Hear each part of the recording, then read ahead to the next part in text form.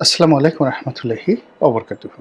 সম্মানিত দর্শক, বিএনপির অন্যতম আলোচিত নেতা ডক্টর আসাদুজ্জামান রিপন সম্প্রতি একটি সাক্ষাৎকারে অথবা টেলিভিশন টক শোতে তিনি স্পষ্ট করে বলেছেন যে আগামীতে যে নির্বাচন হতে যাচ্ছে সেই নির্বাচনের আগে একটি অথবা দুটো সরকার আসতে পারে, অর্থাৎ বর্তমান সরকারের অধীনে নির্বাচন হচ্ছে না। তার এই বক্তব্য মুহূর্তের মধ্যে ভাইরাল হয়ে পড়ে এবং বাংলাদেশের যে সকল গণমাধ্যম রয়েছে তারা সবাই তার এই বক্তব্যটিকে ফটো কার্ড করে তাদের ইন্টারনেট যে প্ল্যাটফর্মগুলো রয়েছে সেখানে রীতিমতো প্রচার করতে থাকে। আপনারা অনেকেই জানেন যে ডক্টর আসাদুজ্জামান রিপন ডাকসুতে নির্বাচিত না হলেও ছাত্র রাজনীতির একজন প্রবাদ প্রতিম পুরুষ। এরশাদ বিরোধী আন্দোলনে ছাত্রদলকে সুসংগঠিত করা এবং ছাত্রদলের সভাপতি রূপে ঢাকা বিশ্ববিদ্যালয়ে তার যেটা ক্লিন ইমেজ ছিল, সাধারণত এই ধরনের উজ্জ্বল ব্যক্তিত্বময়তা আমাদের দেশে ছাত্র রাজনীতিতে খুব অল্প মানুষই রয়েছে। এখন তার রাজনৈতিক ভবিষ্যৎ কি বা সফলতা কি সেটা বড় বিষয় নয়। বড় বিষয় হলো তিনি যখন ছাত্রদলের সভাপতি ছিলেন তখন তার যে জৌলুস ছিল, তার যে আকর্ষণ ছিল, তার যে বক্তব্যের হৃদম ছিল, ওই সময়টিতে ডক্টর আসাদুজ্জামান রিপনের মতো অত সুন্দর বক্তব্য ঢাকা বিশ্ববিদ্যালয় ক্যাম্পাসে দ্বিতীয় কোনো ব্যক্তি দিতে পারতেন না। ছাত্রদল পছন্দ করতেন না, কিন্তু ছাত্রলীগ কিংবা ছাত্র ইউনিয়নের ছাত্র ছাত্রী যারা আছেন, সমর্থক কর্মী, তারাও ডক্টর আসাদুজ্জামান রিপনের যখন বক্তব্য হতো সেটা মধুর ক্যান্টিনের সামনে কিংবা অপরাজয় বাংলার সামনে অনেকেই শুনতেন, আমি নিজেও শুনতাম। এবং সবচেয়ে বড় ব্যাপার হলো যে ওই সময়টিতে যারা সাধারণ ছাত্র, যেমন ধরুন ডিপার্টমেন্টের ফার্স্ট বয়, সেকেন্ড বয় বা প্রথম 10 জন যারা খুব ভালো ফলাফল করেছেন, তারাও অবসর পেলে কিন্তু রাজনৈতিক নেতাদের বক্তব্য শুনতে আসতেন। তাদের বক্তব্যের মধ্যে লেখাপড়া ছিল, স্বপ্ন ছিল, ইতিহাস ছিল, ঐতিহ্য ছিল এবং অনেক কিছু শেখার ছিল। এবং সবচেয়ে বড় বিষয় ছিল যে স্বপ্ন দেখার, বিদ্রোহ করার যে একটা উদাত্ত আহ্বান, যেটা তৎকালীন ছাত্র নেতারা দিতে পেরেছিলেন বা জাগিয়ে তুলতে পেরেছিলেন তারুণ্যের মনে, সেটা আসলে 90-এর পরে আর কখনো হয়নি।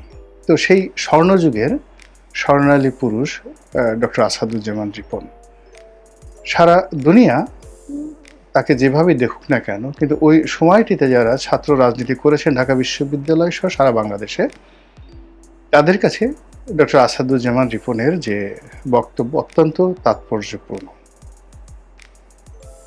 তো তিনি যেটি বলেছেন সেটি হলো বর্তমান ইউনূস সরকারের যে কার্যকাল, এই কার্যকালে কোনো অবস্থাতেই তার অধীনে একটা নির্বাচন হবে না, যেটা একেবারে 2024 সন থেকে বিএনপি, তারপরে শেষে দেশের যারা এই মুহূর্তে রাজনীতির অঙ্গনে আলোচক রয়েছেন তারা সকলেই বলে আসছেন। এমনকি ডক্টর মোহাম্মদ ইউনূস যে ক্ষমতা গ্রহণ করেছিলেন 8 তারিখে, সেই 8 তারিখের পর থেকেই 2024 সনের আগস্ট মাসের 8 তারিখের পর থেকে, অর্থাৎ 10-11 তারিখ থেকে বাংলাদেশের অনেক মানুষ বলার চেষ্টা করেছেন যে ডক্টর মোহাম্মদ ইউনূস সফল হবেন না। কেন হবেন না, কী কারণে হবে না, সে কথা বিস্তারিত বলা হয়েছে। দ্বিতীয়ত, তার পক্ষে একটা নির্বাচন অনুষ্ঠান করা সম্ভব হবে না এবং তিনি যেভাবে আইনশৃঙ্খলা রক্ষাকারী বাহিনীর উপর নিয়ন্ত্রণ হারিয়েছেন সেটি ক্রমাগত যেভাবে বেড়ে চলেছে, এই অবস্থাতে তিনি একটি সুষ্ঠু নির্বাচন করবেন, অবাধ এবং নিরপেক্ষ নির্বাচন হবে এবং তিনি এবং তার লোকজন যেভাবে বুলি আওড়াচ্ছেন যে বিশ্বকে চমক দেখিয়ে তিনি সর্বকালের একটা সেরা নির্বাচন করবেন, এটি রীতিমতো একটি হাস্যকর বিষয়বস্তুতে পরিণত হয়েছে। বিএনপির যেহেতু নির্বাচন ছাড়া ক্ষমতা আসার কোনো রাস্তা নেই এবং ডক্টর মোহাম্মদ ইউনূসও জানে যে নির্বাচন যদি হয় তাহলে বিএনপি ছাড়া বিকল্প অন্য কোনো দলের ক্ষমতা আসার সম্ভাবনা নেই। আর 2014, 18 বা 24-এর মতো যদি একটি পূর্ব পরিকল্পিত নির্বাচন, তারপর আগের রাতে ভোট কেটে রাখা, ব্যালট বাক্স ছিনিয়ে নেওয়া অথবা ব্যালট বাক্স ভরে রাখা, এরপর উপজেলা পরিষদে একটি ফলাফল তৈরি করে রাখা, নির্বাচন কমিশনে একটি ফলাফল তৈরি করে রাখা এবং সেটা সময় মতো ঘোষণা করে জাতির উপর একটি নির্বাচনের ফলাফল চাপিয়ে দেওয়ার জন্য যে শক্তিশালী আমলাতন্ত্র দরকার এবং পুরো প্রশাসন যন্ত্র অর্থাৎ নির্বাচন কমিশন, বিচার বিভাগ, তারপর civil bureaucracy, military bureaucracy, police বাহিনী, এগুলোর উপরে এরশাদের যেভাবে নিয়ন্ত্রণ ছিল, জিয়াউর রহমান সাহেবের যেভাবে নিয়ন্ত্রণ ছিল, শেখ হাসিনার যে নিয়ন্ত্রণ ছিল, ওইরকম নিয়ন্ত্রণ যদি, অথবা 15 ফেব্রুয়ারি নির্বাচন বিএনপি যেভাবে করেছে তাদের যে নিয়ন্ত্রণ ছিল, ওইরকম নিয়ন্ত্রণের হাজার ভাগ তো দূরের কথায় কোটি ভাগের 1 ভাগও নিয়ন্ত্রণ এখন বর্তমান সরকারের নেই। কাজে নির্বাচনের তফসিল ঘোষণা করা মাত্রই পুরো মাঠ যার যার অবস্থান অনুযায়ী নিজেদের মধ্যে ভাগাভাগি করে নেবে। যে প্রার্থী যে এলাকাতে শক্তিশালী, ও এলাকাতে প্রশাসন বলেন, টিওনো বলেন, ওসিডিসি সবাই তার তাবেদারি করা শুরু করে দেবে। তো তার ফলে কি হচ্ছে, সরকারের যে ডিজায়ার এটি হবে না। এইগুলো মানে নির্বাচন নিয়ে সহজ সরল একটা ভবিষ্যৎবাণী যেটা সবাই করে আসছে এবং ডক্টর আসাদুজ্জামান রিপন নিঃসন্দেহে তিনি এটাকে মার্ক করেছেন। দ্বিতীয় যে সমস্যাটি সেটি হলো যে হাইকোর্টের একটি রায়ে তত্ত্বাবধায়ক ব্যবস্থা ফিরে এসেছে।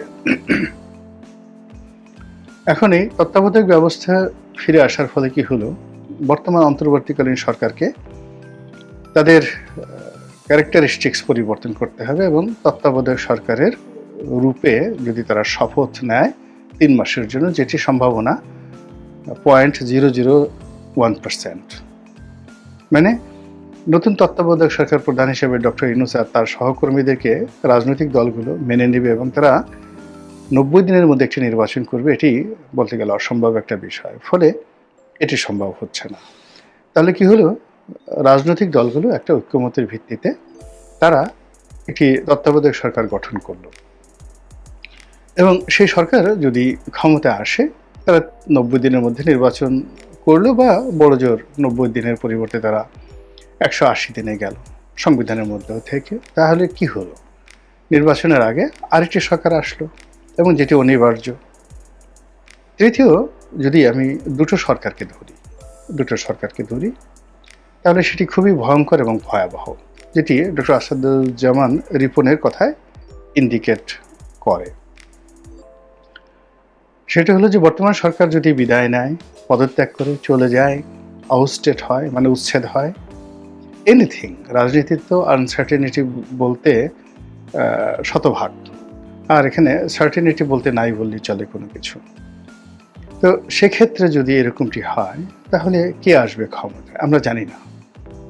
সেটা কি দ্বিতীয় 1/11 অথবা দ্বিতীয় মঈনুদ্দিন ফখরুদ্দিন, নাকি দ্বিতীয় এরশাদ, নাকি দ্বিতীয় জিয়াউর রহমান, নাকি সেই যে 7ই নভেম্বরের কর্নেল তাহের? এ সকল বিষয় নিয়ে কিন্তু আলোচনা হচ্ছে, ভীষণ রকম আলোচনা হচ্ছে।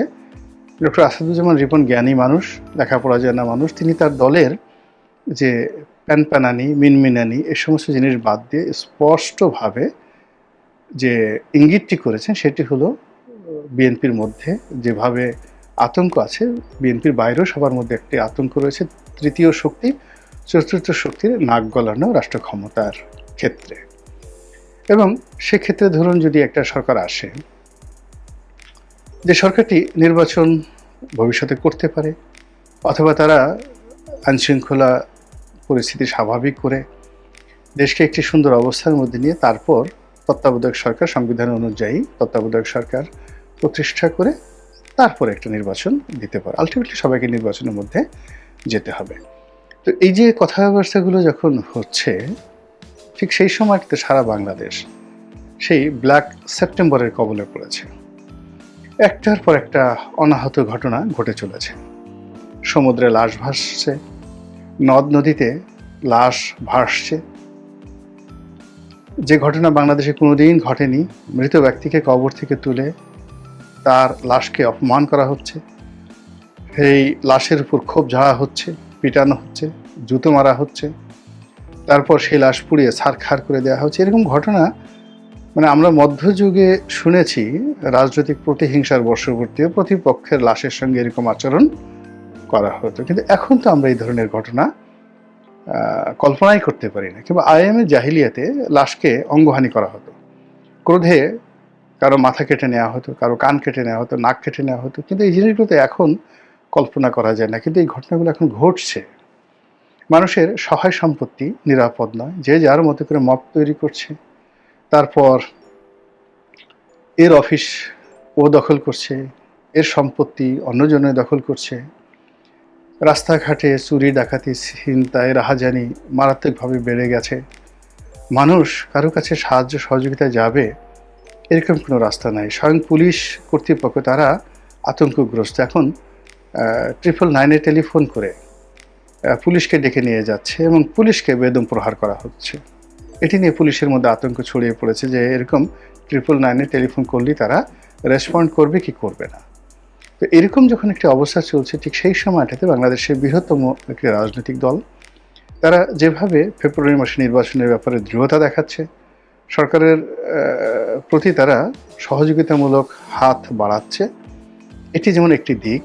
আর অন্যদিকে ডক্টর আসাদুজ্জামান নূর রিপনের মতো মানুষ যারা চিন্তাশীল, তারা বিকল্প চিন্তার মাধ্যমে দেশ এবং জাতিকে যে বার্তাটা দিচ্ছে, সেই বার্তাটি নিয়ে আমি মনে করি আমাদের সকলেরই কাজ করা উচিত। মহান আল্লাহ আমাদের সবাইকে হেদায়েত দান করুন এবং হেফাজত করুন। আসসালামু আলাইকুম ওয়া রাহমাতুল্লাহি ওয়া বারাকাতুহু। পলাতক শেখ হাসিনা 1 বছর পরও মাটিতে নামলেন না, জনগণের মুখোমুখি হলেন না, তবে আক্রমণ চালিয়ে গেলেন ভার্চুয়ালি। প্রশ্ন উঠছে, এই কি জননেত্রীর দায়িত্বশীলতা? শেখ হাসিনার ভাষণে ছিল একগুচ্ছ হুমকি, পুরনো অভিযোগ আর বিরোধীদের দোষারোপ। কিন্তু প্রশ্ন হচ্ছে, নির্বাচন নিয়ে কোনো জবাব নেই। ডক্টর ইউনূস, সেনাবাহিনী, গণমাধ্যম সবাইকে একহাত নিলেন, অথচ নিজের দলের ভেতরের দুর্নীতি নিয়ে একটাও কথা বললেন না। তিনি দাবি করলেন দেশ উন্নয়নের পথে, কিন্তু সেই উন্নয়ন কি শুধুই ভার্চুয়াল? যেখানে জনগণ নেই, গণতন্ত্র নেই, ভোট নেই, সেখানে কিসের উন্নয়ন? 1 বছর ধরে দেশের বাইরে থেকে ভার্চুয়াল বক্তৃতা দিলেও তিনি দেশে ফিরছেন না কেন? জনগণের সামনে দাঁড়াতে ভয় পাচ্ছেন কেন? আইন আদালতের মুখোমুখি না হয়ে কেবল হুমকি ধামকি দিলেই কি নেতৃত্ব প্রমাণিত হয়? এটাই কি সেই নেতৃত্ব যার উপর বাংলাদেশ ভরসা রাখবে? বাংলাদেশের ভবিষ্যৎ কি ভার্চুয়াল বক্তৃতায় বন্দী থাকবে, নাকি জনগণ এবার নিজেদের সিদ্ধান্ত নেবে মাঠে নেমে? আপনার মতে শেখ হাসিনার ভার্চুয়াল বক্তব্য কি বাস্তব রাজনৈতিক দায় এড়ানোর চেষ্টা, নাকি কৌশলগত পাল্টা আক্রমণ? তো আজকে এই পর্যন্তই, কিন্তু প্রশ্নগুলো এখানেই শেষ নয়। এই দেশ, এই রাজনীতি, এটা আমাদের সবার। আপনি, আমি, আমরা সবাই মিলে গড়ে তুলব সচেতনতার একটা মঞ্চ। আপনার ভাবনা, আপনার চিন্তা এবং আপনার মতামত আমাদের দরকার। তাই কমেন্টে লিখে জানান এই মুহূর্তে আপনি কি ভাবছেন এবং আপনি কোন দিকে তাকাচ্ছেন। রিপাবলিক অ্যান্ড পলিটিক্স কেবল খবর বা বক্তব্যের জায়গা নয়, এটা একটা ভিন্ন মতের প্ল্যাটফর্ম। এখানে প্রশ্ন করার সাহস আছে, সত্যের পেছনে ছুটে চলার স্পর্ধা আছে। চ্যানেলটি ভালো লাগলে অবশ্যই সাবস্ক্রাইব করে পাশে থাকুন, কারণ একটা ক্লিকেই হতে পারে হাজারো অন্ধকার ভেদ করে আলো খোঁজা শুরু। ফিরছি পরের পর্বে আরও খোলামেলা বিশ্লেষণ নিয়ে। সে পর্যন্ত সবাই ভালো থাকুন, সুস্থ থাকুন। আল্লাহ হাফেজ।